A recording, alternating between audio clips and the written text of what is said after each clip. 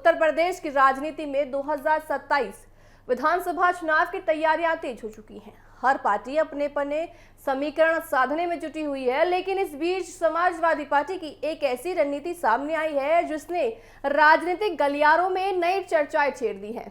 कहा यह जा रहा है कि अखिलेश यादव का प्लान 100 सामने आ गया है। जी हाँ, यानी वे रणनीति जिसे अब तक सार्वजनिक नहीं किया गया था, अब चर्चा का विषय बन गया है कि लोकसभा चुनाव 2024 के बाद से अखिलेश यादव लगातार कहते रहे हैं कि 2027 में अब की बार सिर्फ और सिर्फ समाजवादी पार्टी ही नजर आएगी, या कहे तो 2027 के चुनाव की रणनीति समय आने पर ही बताई जाएगी। लेकिन अब पार्टी से जुड़े सूत्रों के हवाले से जो जानकारी सामने आई है उसके मुताबिक समाजवादी पार्टी इस बार सिर्फ यादव और मुस्लिम वोटरों के भरोसे चुनाव नहीं लड़ना चाहती, बल्कि पार्टी का पूरा फोकस अब पीडीए यानी पिछड़ा, दलित और अल्पसंख्यक समीकरण को और मजबूत करने पर है।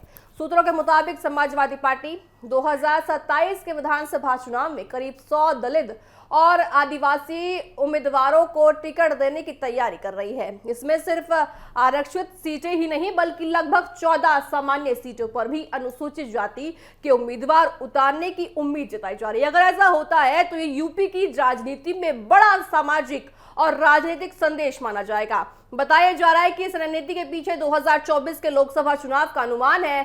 फैजाबाद यानी अयोध्या सीट से दलित नेता अवधेश प्रसाद को उम्मीदवार बनाकर सपा ने जीत हासिल की थी।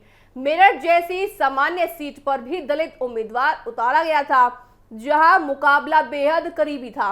जब पार्टी इसी मॉडल को विधानसभा चुनाव में बड़े स्तर पर लागू करने की तैयारी में दिखाई भी दी थी, तो देखिए समाजवादी पार्टी अब की बार पूरे फोकस के साथ चुनावों में उतर चुकी है। राजनीतिक विशेषज्ञों का मानना है कि समाजवादी पार्टी पुरानी यादव मुस्लिम वाली छवि को बाहर निकालना नहीं चाहती। पार्टी ये संदेश देना चाहती है कि वह सिर्फ एक या दो वर्गों की नहीं बल्कि पिछड़े, दलित और अल्पसंख्यक की साझा रणनीतिक आवाज भी बनना चाहती है। हालांकि इस रणनीति के सामने कई चुनौतियां भी आ गई हैं। सबसे बड़ी चुनौती बहुजन समाज पार्टी और मायावती है।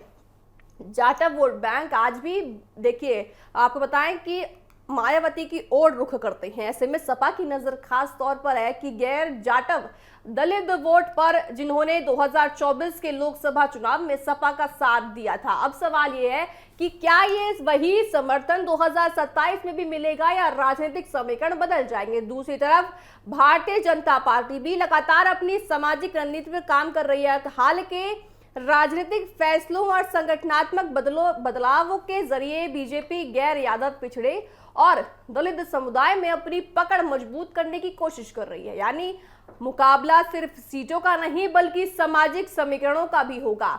यही वजह है कि सपा की इस रणनीति को बीजेपी और बीएसपी दोनों अपने अपने तरीके से राजनीतिक मुद्दा बना रही है। बीजेपी इसे चुनावी गणित बता रही है, जबकि बहुजन समाज पार्टी इसे अपनी पारंपरिक वोट बैंक से सेंध लगाने की कोशिश कर रही है और एक रूप अलग देने की कोशिश कर रही है। फिलहाल देखिए ये साफ है कि 2027 का चुनाव केवल विकास या कानून व्यवस्था के मुद्दे तक सीमित नहीं रहेगा।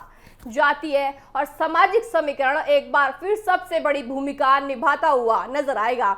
ऐसे में समाजवादी पार्टी का ये प्लान 100 कितना सफल होगा, ये आने वाले महीनों में टिकट वितरण और राजनीतिक माहौल से साफ हो पाएगा।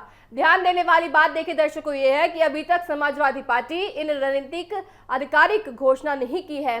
सामने आई जानकारी पार्टी सूत्रों के हवाले से है, इसलिए अंतिम तस्वीर टिकटों की घोषणा के बाद ही साफ हो पाएगी। लेकिन इतना जरूर तय है कि 2027 के चुनावी जंग में हर दल अपनी सामाजिक इंजीनियरिंग और मजबूत करने की पूरी कोशिश कर रहा है। ऐसे में सवाल यही है कि क्या अखिलेश यादव का नया दाव यूपी की राजनीति में बड़ा बदलाव ला पाएगा या फिर मुख्यमंत्री योगी आदित्यनाथ और मायावती इस रणनीति का जवाब देकर चुनावी मुकाबले की दिशा पूरी तरह से बदल देंगी।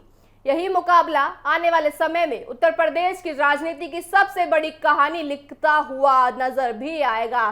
तो देखा जाएगा कि 2027 के जो चुनाव अब होने वाले हैं उनमें किसका फॉर्मूला ज्यादा काम कर पाता है या नहीं कर पाता है।